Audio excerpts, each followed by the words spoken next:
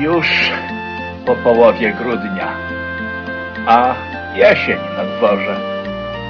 Może zima gdzie przyjdzie na początku stycznia. Za tydzień już te święta. Co rok o tej porze. Roboty od pierona, bo taka tradycja. Wuj Stefan pod krawatem, wszędzie pełna gala. Różki swe na tę chwilę schowają anieli. Będą chojka, opłatek, gadka, trala lala.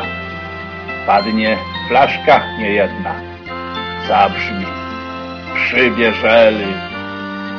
Pierwsza gwiazdka widoczna ledwie przy księżycu, ale świeci w oddali i w fantazji naszej Bóg się rodzi na 3 dni, tak trochę dla picu.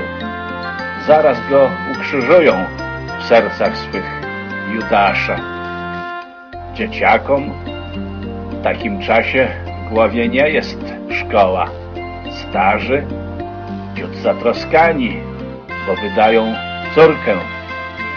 Tradycyjnie pójdziemy nawet do kościoła. Tradycyjnie też pleban wyklepie formułkę. Tradycyjnie też zgaśnie w nas nadzieja wszelka. Kac moralny? A skąd tam? My są tylko ludzie. Tradycyjnie wrócimy do swego piekiełka.